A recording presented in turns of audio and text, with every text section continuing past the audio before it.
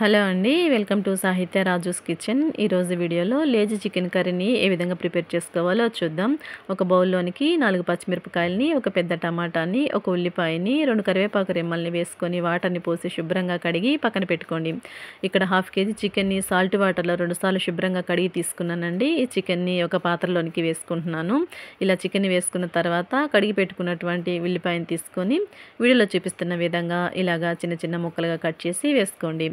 ఇప్పుడు ఇందులోనే పచ్చిమిర్చిని కూడా కడిగి పెట్టుకున్నాం కదా, పచ్చిమిరపకాయలను కూడా తీసుకొని ఇలాగా సన్నగా పొడవుగా కట్ చేసుకొని మధ్యకి ఇలా చిన్న చిన్న ముక్కలుగా కట్ చేసి వేసుకోండి.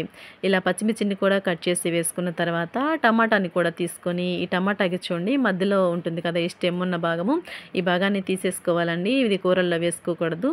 ఈ భాగాన్ని తీసేసుకొని టమాటాని కూడా వీడియోలో చూపిస్తున్న విధంగా చిన్న చిన్న ముక్కలుగా కట్ చేసి వేసుకోండి. ఇలా టమాటాని కూడా కట్ చేసి వేసుకున్న తర్వాత కరివేపాకును కూడా కడిగి పెట్టుకున్నాం కదా, ఈ 2 రెమ్మల కరివేపాకుని కూడా వేసుకోండి. కరివేపాకుని కూడా వేసుకున్న తర్వాత ఇలాగా బిర్యానీ దినుసుల్ని వేసుకోండి. ఇప్పుడు ఇందులో రుచికి సరిపడట్లు ఉప్పుని వేసుకోండి. అలాగే కారాన్ని తీసుకొని మీ స్పైసీకి తగినట్లుగా 2-3 స్పూన్ల వరకు యాడ్ చేసుకోండి. 1/2 స్పూన్ వరకు పసుపుని, 3 టేబుల్ స్పూన్ల వరకు ఆయిల్ని వేసుకుంటున్నాను. నాన్ వెజ్లలో ఆయిల్ ఎక్కువగా ఉంటే టేస్ట్ బాగుంటుందండి. ఇప్పుడు ఇవన్నీ కలిసే విధంగా గరిటెతోటి బాగా మిక్స్ చేసుకున్న తర్వాత చూడండి, ఇప్పుడు గ్యాస్ ఆన్ చేసుకొని గ్యాస్పై ఈ గిన్నెని పెట్టుకొని ఈ గిన్నెపై మూతని ఉంచి ఉడికించుకోవాలి. చూడండి, కొంతసేపటికి చికెన్ అనేది అయితే ఉడకడం స్టార్ట్ అయింది. అలాగే చూడండి, మనం ఇందాక అల్లం వెల్లుల్లి పేస్ట్ వేసుకోవడం మర్చిపోయాము. అందుకోసమని 1 స్పూన్ అల్లం వెల్లుల్లి పేస్ట్ కూడా వేసుకొని ఒకసారి మిక్స్ చేసుకున్న తర్వాత మళ్ళీ ఈ గిన్నెపై మూతని ఉంచి ఉడికించుకోవాలి. ఒక 15-20 నిమిషాల పాటు ఉడికేసరికి చూడండి చికెన్లోంచి బాగా వాటర్ అనేవి ఊరిపోయి మనకి చికెన్ అనేది ఉడుకుతూ ఉంది. ఈ చికెన్లోంచి వచ్చినటువంటి వాటర్తోనే ఈ చికెన్ అంతా కూడా ఉడికే విధంగా మళ్ళీ ఈ ప్యాన్ పై మూతని ఉంచి ఉడికించుకుందాం. చూడండి, ఈ చికెన్లోంచి వచ్చిన వాటర్ అన్నీ కూడా బాగా ఇనికిపోయి కూర అనేది బాగా ఉడుకుతుంది. ఒకసారి చెక్ చేద్దాం. చూడండి, మనకి చికెన్ పీసెస్ అనేవి ఉడికేవో లేదో.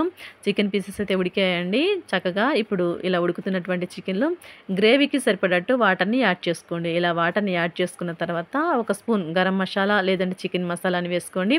కొంచెం కొత్తిమీర ఆకుల్ని కూడా వేసుకొని మళ్ళీ ఈ ప్యాన్ పై మూతని ఉంచి గ్రేవీ చిక్కబడే వరకు ఉడికించామంటే మనకి గుమ్మగుమ్మలాడుతూ తక్కువ టైంలోనే మనకి లేజీ చికెన్ కర్రీ అయితే రెడీ అయిపోయింది. ఓకేనండి, చూసారు కదా లేజీ చికెన్ కర్రీని ఏ విధంగా ప్రిపేర్ చేసుకున్నాము. ఎప్పుడైనా టైం లేదు అన్నప్పుడు, ఇవాళ వంట చేయబుద్ధి కావట్లేదు అన్నప్పుడు ఇలాగ ఈ పద్ధతిలో ఒకసారి ట్రై చేయండి. కూర అయితే టేస్ట్ చాలా బాగానే వచ్చింది.